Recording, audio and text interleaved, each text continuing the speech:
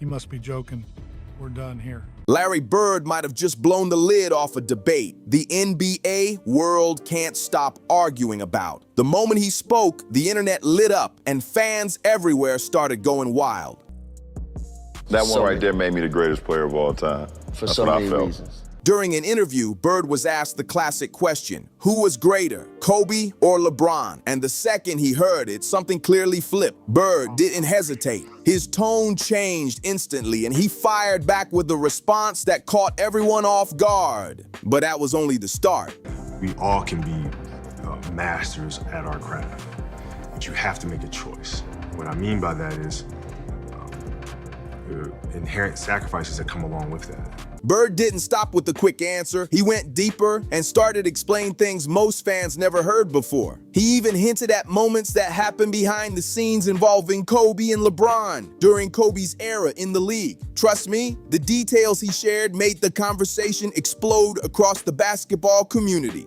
But if you want to have fun like I did with Bill Walton, you play with LeBron. Really? It'd been probably more fun to play with LeBron. But if you want to win and win and win, it's Kobe. To understand Bird's reaction, you have to understand why that comparison bothered him so much, built it, and especially to Kobe. Bird wasn't upset because he hates LeBron. His frustration came from the question itself. To him, it felt disrespectful to the league, to the legends who built it, and especially to Kobe. Bird came from a generation where greatness was earned through battles and relentless work, not through branding or social media narratives. In his world, the greatest players didn't announce it publicly. They proved it every night on the court. Kobe never campaigned for the crown. MJ never did either. Those guys let their performance speak louder than any headline. But Bird believes some players today try to shape the story around themselves before the results even settle. That's where the criticism starts. Kobe stood for obsession, discipline, and sacrifice, endless film study, brutal early workouts, and defensive assignments others avoided.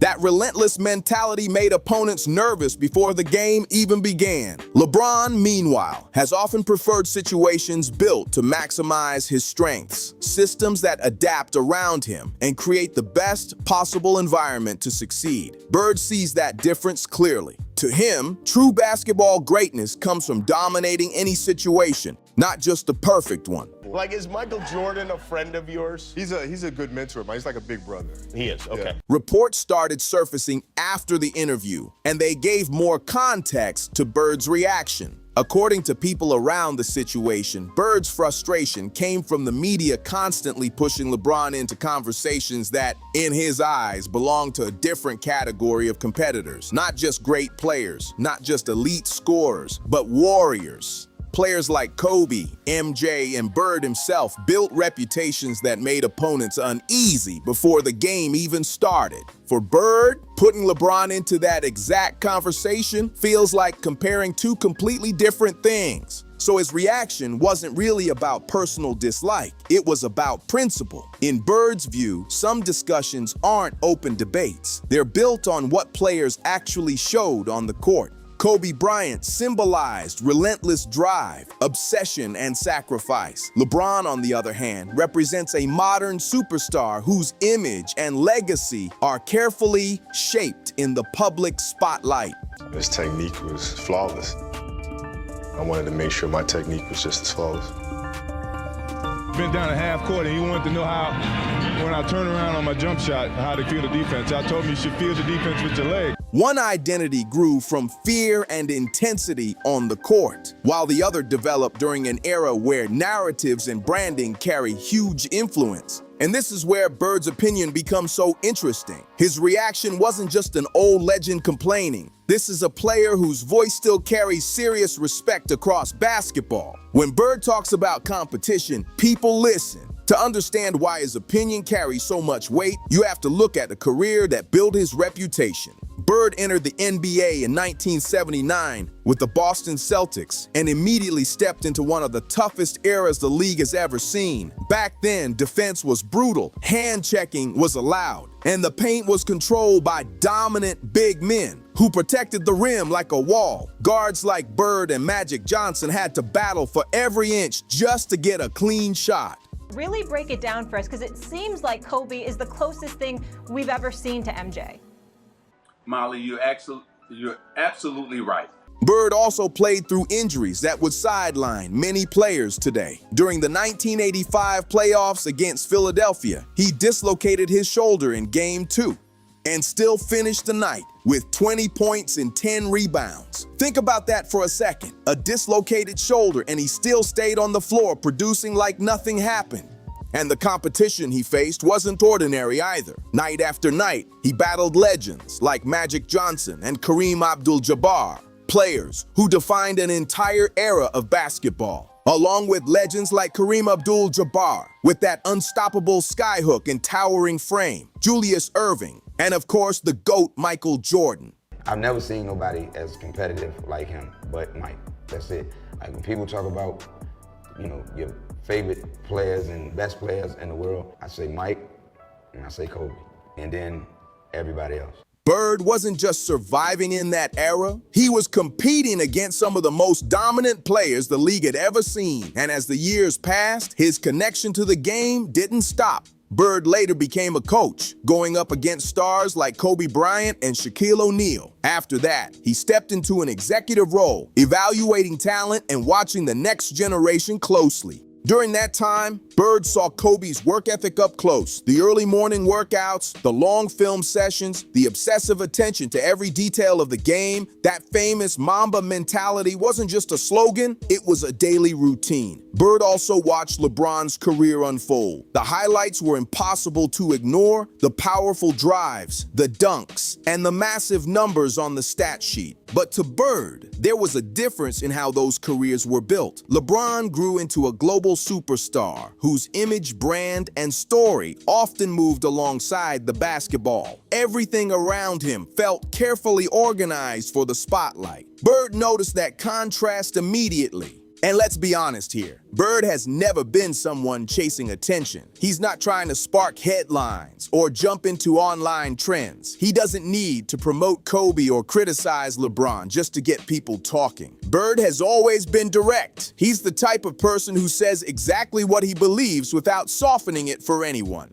So when Bird brushed aside the LeBron comparison, his message felt simple. To him, it wasn't even a close debate. Bird competed in one of the most physical periods in NBA history and spent decades around the game afterward. He has seen how true legends are built, both as a player and as someone evaluating talent. But the moment that really broke the whole comparison apart came during that interview. When Bird was asked to choose between Kobe and LeBron, many people expected a careful answer, maybe a long pause, maybe something balanced and diplomatic.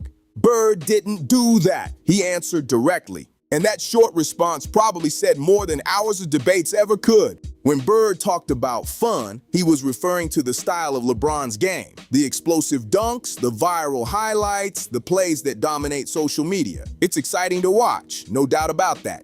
But then comes the other side of basketball, the win side. And that's where Kobe built his reputation. Endless workouts, brutal defensive assignments, and the tough matchups most players tried to avoid. That relentless focus on victory defined his entire approach to the game. Kind of tell us about that. He dislocated his finger, and it can be really, really difficult depending on the dislocation back into place. And then as soon as it goes in, he was gone. Like I patted him on the head, like, okay, it's gonna be okay. Next thing I know, he was gone. That in and of itself showed the toughness and the tenacity of Kobe Bryant. Kobe pushed through injuries that would slow most players down. Broken fingers, damaged ligaments, it didn't matter. He still wanted the final shot when the game was on the line. Even when the odds were stacked against him, he stepped into the moment without hesitation. That mindset is what made opponents uneasy. That's what gave him the reputation of a warrior. Bird wasn't claiming LeBron couldn't win games. What he meant was that LeBron wasn't wired with that same relentless do-or-die mentality.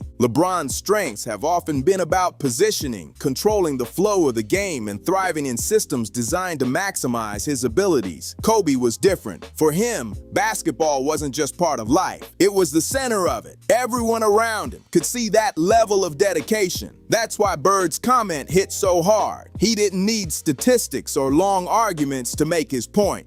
Honestly, the whole debate that has lasted for 2 decades sometimes feels unnecessary. Bird managed to sum it up in one sharp sentence. To many old-school fans, Kobe represented basketball at its most intense and competitive form. LeBron's career, meanwhile, grew during an era filled with cameras, headlines, and constant spotlight. For legends like Bird, that contrast changes how they view the conversation. Kobe never built his identity around popularity. His inspiration came from warriors of the game. In fact, a huge part of his mindset came from studying Michael Jordan. And this wasn't casual admiration. This was deep, obsessive study. Kobe didn't just watch Jordan highlights. He analyzed every detail, footwork, body angles, how Jordan positioned defenders several moves in advance. He would replay the same possession again and again just to understand exactly why it worked. It was intense in the best possible way. Many people forget that in the late 1990s, Kobe actually reached out to Jordan directly. He asked questions most players were too proud to ask. How do you create space without relying on speed? How do you control a defender's balance? How do you make the same move look different every time?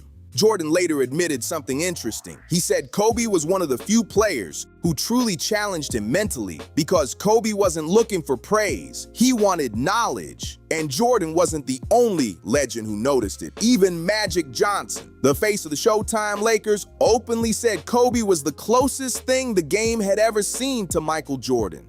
And if you're a newer NBA fan, let's add some context. Magic Johnson isn't just another name in the conversation. He battled Larry Bird during one of the greatest rivalries the league has ever seen, helped build a dynasty with the Lakers, and understands exactly what championship basketball looks like. Many people rank him among the top 5 players in NBA history, and some even argue he's the greatest Laker ever.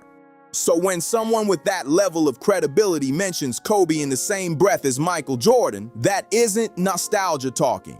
That's recognition from a legend who understands greatness. Allen Iverson pushed the idea even further. He once said that after Michael Jordan, KobeBryant was the greatest player the game had seen. And that statement carries serious weight. Iverson actually faced Kobe on the court. He defended him, competed against him, and experienced firsthand how intense those matchups were. When a player like that speaks about someone's greatness, people pay attention. But what really convinced Bird was how Kobe handled the toughest moments of the game. Kobe didn't avoid difficult assignments. He actively wanted them. Night after night, he asked to guard the opposing team's best player, even when it meant spending extra energy that could have been used on offense. Then, there were the final moments of close games. When the pressure rose and the crowd got louder, many players preferred to move the ball and avoid the responsibility of the last shot. Nobody wants to be blamed if the play fails. Kobe thought the opposite. He demanded the ball when the game was on the line, even with defenders closing in and the entire arena expecting him to shoot. He stepped into that moment, not because it was always the safest choice, but because he believed it was his duty as the leader. Larry Bird understood that mentality immediately. He lived through those same pressure moments during his own career. In Bird's era, a superstar's job was to absorb the pressure so teammates could play freely. Today, fans often talk about efficiency and percentages, but Bird came from a time when the best players carried the burden for their team. Kobe did that for 2 decades. He accepted missed shots, criticism, and the spotlight that comes with taking the biggest risk. And after every attempt, he still demanded the ball again on the next possession.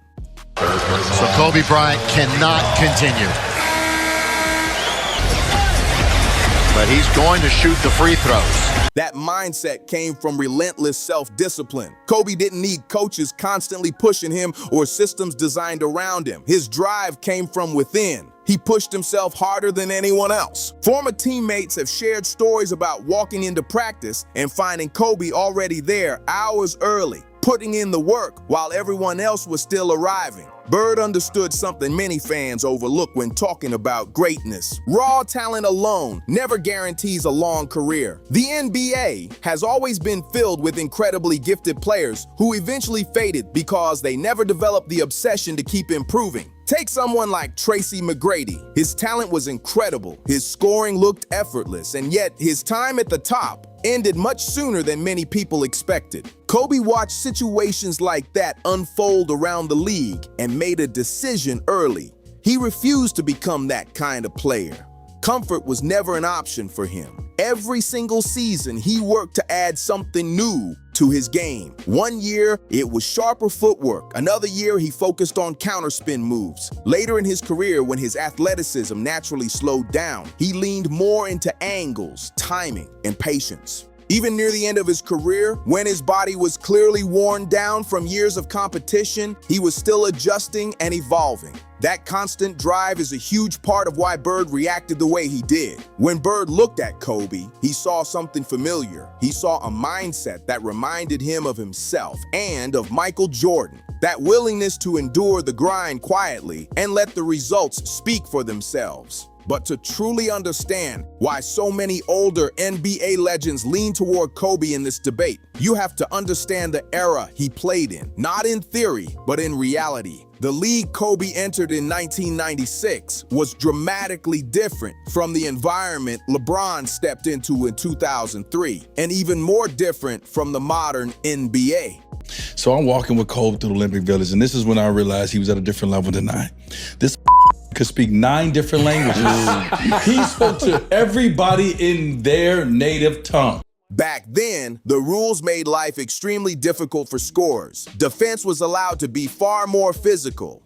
Hand checking remained legal until the 2004 to 2005 season. That meant defenders could place a forearm on you, guide your movement, bump you off your spots, and make every dribble a battle. Players like Bruce Bowen, Ron Artest, Doug Christie, and Tayshaun Prince weren't just trying to slow scorers down. Their mission was to wear them out over the course of an entire game. Every possession demanded energy. And inside, the paint waited another challenge. The rim was protected by powerful defenders like Shaquille O'Neal, Tim Duncan, Kevin Garnett, Ben Wallace, Rasheed Wallace, and Yao Ming. Driving to the basket in that era was never simple. You couldn't just expect an easy path to the rim. Back then, attacking the rim meant accepting serious contact. If you drove into the paint, you were getting bumped with elbows, shoulders, and hard fouls. The type of contact that might draw heavy penalties today was simply part of the game in that era. Just look at the 2004 finals. The Detroit Pistons weren't worried about Kobe's reputation or highlight moments. They trapped him, pressured him, forced difficult shots, and lived with the results. That period of basketball didn't protect superstars, it tested them. Weaknesses were exposed quickly, and every possession demanded toughness. Another huge difference was the absence of what we now call load management. In today's NBA, star players often sit out games to manage fatigue and avoid injuries. During Kobe's prime, that approach barely existed. The star of stars of the greatest players in the world was the 2002 MVP, KobeBryant. Kobe regularly played over 40 minutes a night for entire seasons. Sitting out simply wasn't part of the culture back then. If a player could get on the floor, he played. No excuses, no shortcuts. And this is where Kobe's mentality really stood out. In 2009, he played an entire season with a damaged index finger on his shooting hand and still averaged around 26 points per game while leading the Lakers to a championship. That level of focus amazed even his teammates. Then came the 2010 finals against Boston. His knees were clearly worn down after years of intense competition, but he fought through Game 7 and grabbed 15 rebounds in one of the most physical finals battles the league has ever seen. It wasn't pretty, but it showed how determined he was to win. There's also the famous Spurs game in February 2016. During the game, Kobe's finger bent in a way that clearly wasn't normal. Instead of panicking, he calmly walked to the bench, had trainer Gary Vitti adjust it back into place, and returned to the court minutes later. Moments like that perfectly captured his mentality. Another unforgettable example came in 2013 against Golden State. Kobe ruptured his Achilles tendon during the game. Most players would have immediately left the floor, but Kobe walked to the free throw line, calmly made both shots, and only exited once the situation made it impossible to continue. That attitude defined him. Pain wasn't something that stopped him. It became part of the challenge he pushed through. Now compare that to how the modern league often handles injuries and fatigue. In recent years, there have been moments where players have stepped out of games because of cramps or physical discomfort. Situations like that are handled much more cautiously today. And that difference in eras is part of why many older legends see the conversation differently. Kobe's career was built in a league where physical toughness and constant pressure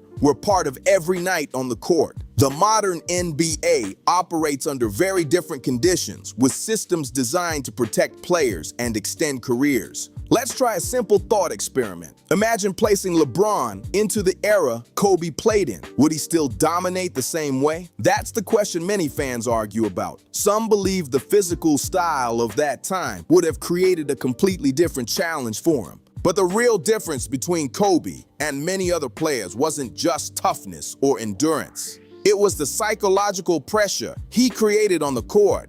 His approach forced opponents to constantly question what was coming next. Dwyane Wade even talked about it in interviews. If you followed Kobe's career closely, you know his shot selection often looked unpredictable on purpose. He would sometimes take shots that most players wouldn't even attempt, not because he lacked discipline, but because he wanted defenders to feel uncertain. You could study his game for hours and still not fully know what he might try next. LeBron's game, on the other hand, has always been about strength, speed, and controlling the pace of the game. That style makes him extremely effective, but it can also be easier for defenses to prepare for. Coaches can build schemes around stopping specific actions. Kobe brought a different type of pressure to the floor. He wasn't just a great scorer. He created constant tension for defenders, the kind of player who could make opponents hesitate for even a split second. Even Shaquille O'Neal once praised Kobe's ability by calling him one of the greatest players the Lakers ever had. That mental edge is part of what made Kobe stand out in NBA history. His footwork, mid-range game, fadeaways under pressure, and ability to take control in the final moments were incredibly difficult to stop. When people compare players, scoring often becomes a major talking point. Kobe's highest scoring game reached 81 points, one of the greatest individual performances the league has ever seen. LeBron's career high sits at 61 points, which is still an incredible achievement. But many fans remember Kobe's scoring style for the artistry behind it. His footwork, balance, and shot creation often made difficult plays look smooth and controlled. LeBron's game is built around powerful drives, spacing, and dominating physically. That approach has produced incredible results throughout his career. But Kobe's scoring often came from relentless skill work, hours of practice, and constant refinement of his craft. And that dedication is a huge part of why his legacy still sparks debates today. Kobe recorded 122 games with 40-plus points and 26 games with 50-plus points, including playoff performances. LeBron, by comparison, has 79 games with 40-plus points and 15 games with 50 or more. And remember, many of Kobe's biggest scoring seasons happened before the league shifted toward faster pace, more spacing, and rule changes that helped offenses explode. Defense also tells an important part of the story. Kobe earned 12 all-defensive team selections, showing how seriously he approached both sides of the game. LeBron made the all-defensive team 5 times, which is still impressive, but the difference highlights how consistently Kobe built his reputation as a two-way competitor. Players often described guarding Kobe as exhausting. His intensity, constant movement, and relentless approach made every possession difficult. Opponents knew they were dealing with someone who refused to slow down. But even beyond statistics, the paths their careers took were very different. LeBron entered the league with enormous attention already surrounding him. He was labeled the chosen one before playing a single NBA game. Media networks, sponsors, and the league itself all recognized the potential of a young superstar who could attract global attention, sell jerseys, and bring massive audiences to the sport. From the start, expectations were sky high. Every big performance quickly became part of a larger story about his future greatness. When he delivered huge playoff games early in his career, the spotlight was already prepared to amplify those moments. Kobe's path looked very different. He entered the NBA directly from high school at just 17 years old and stepped into a league filled with established veterans. Nothing was guaranteed for him. Early in his career, he faced heavy criticism and skepticism. Even strong performances as a young player didn't automatically earn respect. Over time, he built his reputation through relentless practice, skill development, and an almost obsessive dedication to improvement. The recognition he eventually received came from years of effort and performances on the court. Another difference between eras is the level of influence players have over teams and organizations today. Modern stars often have more power in shaping rosters, partnerships, and career moves. Earlier generations operated under very different structures within the league. That contrast between eras is one reason the Kobe versus LeBron conversation continues to divide fans and former players alike. Coaches lost their jobs, teammates were moved, and rosters changed over the years as teams searched for the best way to build around LeBron. That's how the modern NBA often works. Kobe experienced something very different. He had to adjust to every system placed in front of him. New coaches, new schemes, different teammates, it didn't matter. He studied it, adapted, and mastered it. He didn't wait for the league to make things easier. He pushed himself through every challenge and earned his place among the greatest players the game has ever seen. That's why legends like Larry Bird respected Kobe immediately. They recognized that relentless mindset. Meanwhile, LeBron's greatness is often part of a bigger conversation around image and narrative. There was even that moment when he openly called himself the greatest player of all time in an interview. Seeing a player make that kind of declaration surprised many fans. Moment he arrived at the Lakers facility in 1996, his focus was on mastering every detail of his craft. Comfort wasn't the goal, improvement was. And he accepted that dedication might make him unpopular with teammates or even fans. LeBron's career unfolded in a very different spotlight. Major moments like the decision in 2010, when he announced his move to Miami during a nationally televised special, showed just how large the media attention around him had become. Since then, discussions about his career have often included team changes, public debates, and global business ventures. Kobe's life after basketball added another chapter to his legacy. Together with his wife Vanessa, he helped support community initiatives through the Kobe and Vanessa Bryant Family Foundation, focusing on youth opportunities, community outreach, and sports access. His impact was recognized in Los Angeles, where August 24th was officially declared KobeBryant Day. He even made history outside sports. In 2018, Kobe won an Academy Award for the animated short film Dear Basketball, which he wrote and narrated himself. Moments like that showed how his creativity and passion extended far beyond the court. For many fans, that combination of competitive legacy and cultural influence strengthened the way Kobe is remembered. And that brings the conversation back to Larry Bird's perspective. His point was simple. If you're looking for excitement and highlight moments, LeBron delivers plenty of those. But if your definition of greatness is built around relentless drive and the pursuit of victory, then for Bird, KobeBryant represents that mentality. If you enjoyed this breakdown and want more NBA stories like this, make sure to like the video and subscribe to the channel. And don't forget to share this with a friend who loves basketball debates. Let me know in the comments. Are you taking Kobe or LeBron?